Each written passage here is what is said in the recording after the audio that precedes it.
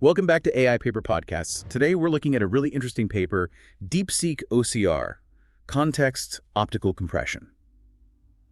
Yeah, this one tackles a huge problem in LLMs, that whole quadratic scaling issue when you feed them long texts. Right, the computational cost just explodes. But this paper proposes something pretty radical, using the visual modality, basically images of text, as a compression layer. Exactly. And look, for those of you needing the quick summary, the key takeaway is this. DeepSeek-OCR proves this vision text compression idea works. Okay, give us the headline numbers. Right, they're getting almost perfect OCR decoding, like 97% precision, but with a 10x compression ratio. 10x, comparing text tokens to vision tokens. Yeah.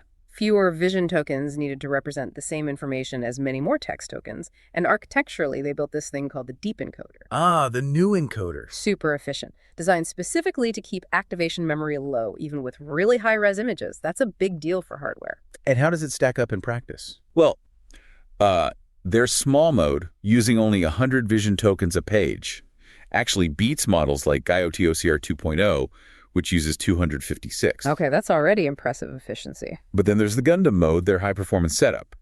It uses less than 800 tokens per page. Right. And it outperforms Minder U 2.0, which needs, get this, over 6,000 tokens on average per page. Wow, 6,000 versus less than 800.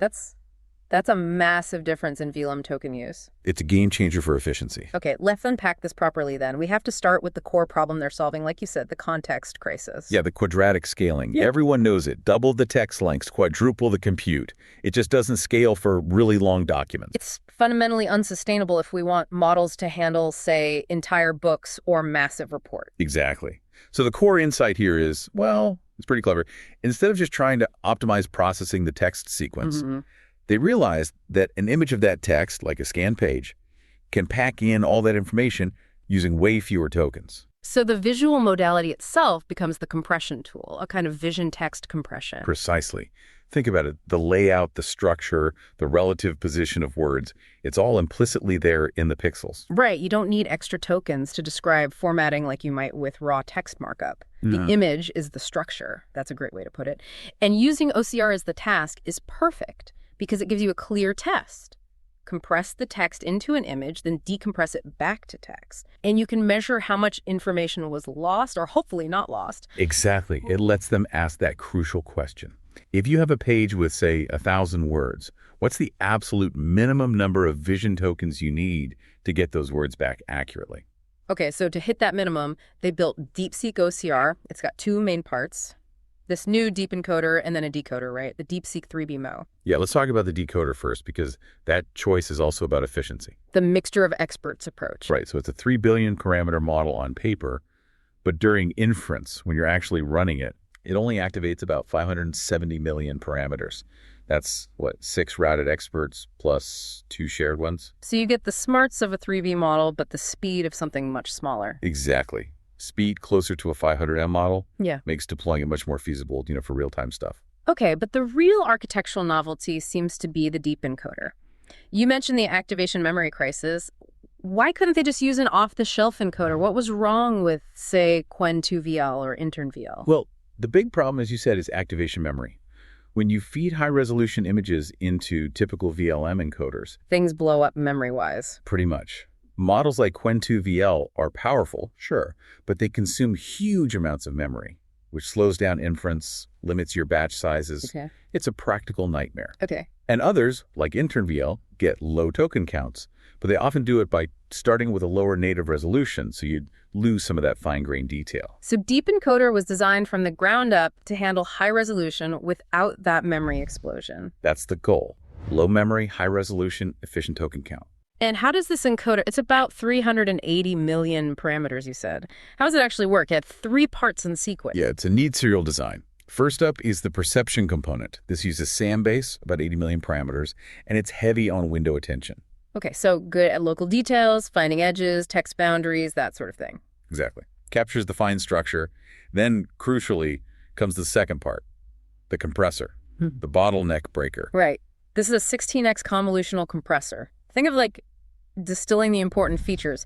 It takes the detailed map from the perception stage and uses convolutions with strides to shrink the representation way down. How much shrinkage are we talking? Well, for a 1024 by 1024 input, you might start with around 96 patch tokens. The compressor takes that down to just 256 tokens. Wow, okay. So that's where the massive token reduction happens, but it's doing it smartly with convolutions, not just like crude pooling. Yeah, it aims to preserve the essential structural information of the text layout while drastically cutting the token count. Okay, preserving the structure seems key. Then what's the third stage? The final stage is the knowledge component. This uses a CLIP large model, about 300 million parameters. CLIP large, okay. And it performs global attention, but only on those 256 compressed tokens from the previous stage.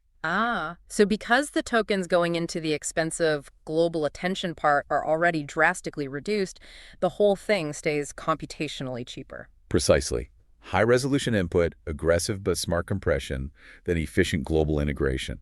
That's how they keep activation memory low while still understanding the whole page. Let's look at the numbers then. The paper has this compression study on the Fox benchmark. What did that reveal about the trade-offs, compression versus accuracy? Yeah, Table 2 lays it out. It really validates the whole concept.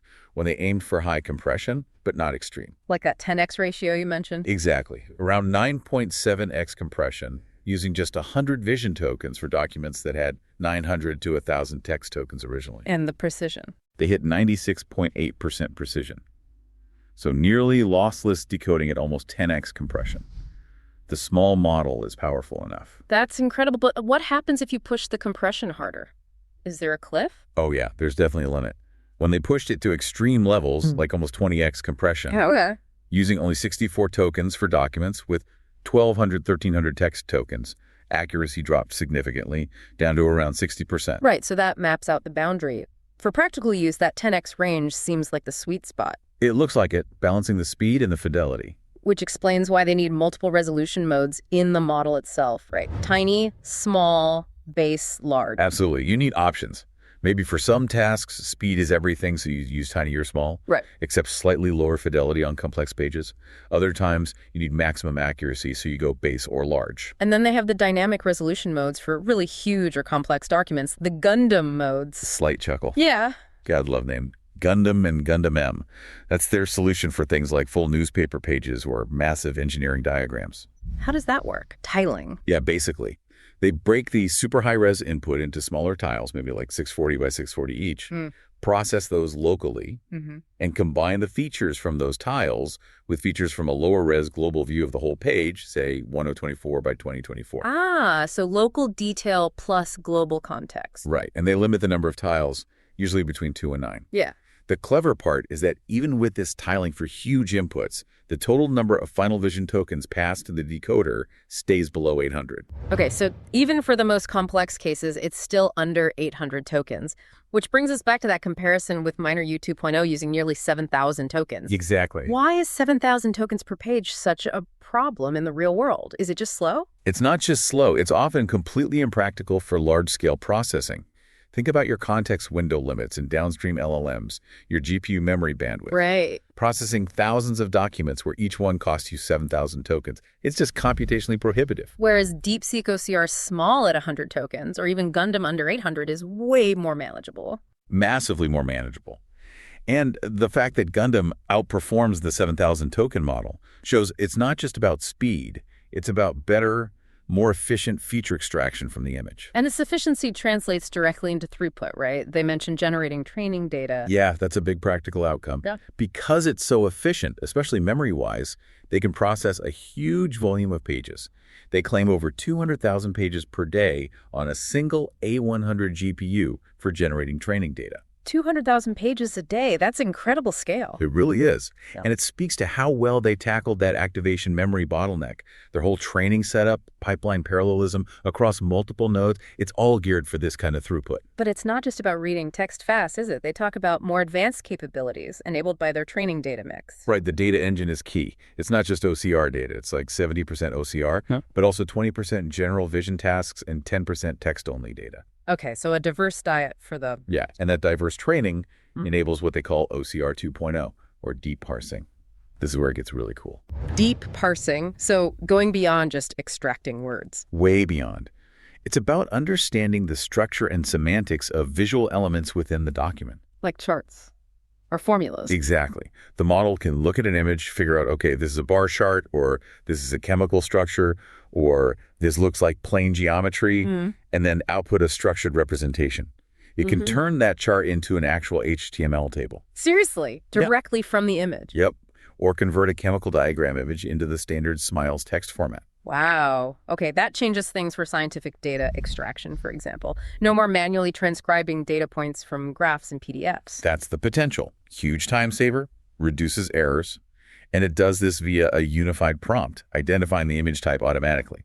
Plus, it handles almost 100 languages, including complex scripts like Arabic or Sinhala. That multilingual aspect is also crucial for real-world documents. Okay, so stepping back, connecting this to the bigger picture, this idea of vision as compression seems really powerful. It really does. If you can get 10x compression on static documents, imagine applying that logic to, say, dialogue history in a multi-turn conversation that includes images or charts. Right, you could keep more visual context without instantly maxing out your token limit.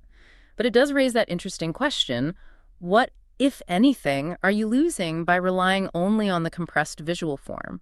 Are you losing some explicit semantic structure that tagged text might provide? That's the potential trade-off, isn't it? Visual compression saves tokens, but maybe makes some kinds of structural reasoning harder for the downstream LLM? Could be. But the authors have this fascinating proposal for managing that fidelity versus resource trade-off inspired by, well, by how we forget things. A biological forgetting mechanism. How would that work? It's a really neat analogy. They suggest that just like our memories fade over time, you could progressively degrade the visual representation of older contexts. So you mean like making the rendered images of older parts of the conversation smaller or slightly blurrier? Exactly. You implement multi-level compression. The most recent, most relevant context. Keep it high res, high fidelity, using more resources. Okay. But older stuff, less likely to be immediately relevant. Yeah. Intentionally compress it more, maybe by downscaling the rendered image. It uses fewer resources, but still keeps a trace, a ghost of the information. Like lossy compression for old memories. Sort of, yeah. It suggests a way towards maybe theoretically unlimited context.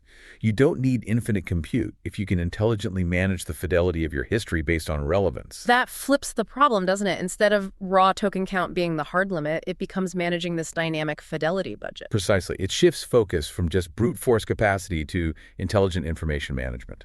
Okay, that's a really powerful concept. So a final thought for you to leave our listeners with. DeepSeek-OCR shows vision is a potent compression tool for text data, breaking that quadratic scaling barrier. Yeah, it's a significant step. So, if vision works so well here, what other modalities out there, maybe ones we haven't fully explored yet, might offer the next big leap in context efficiency for LLMs beyond just vision and text? That's a great question to ponder.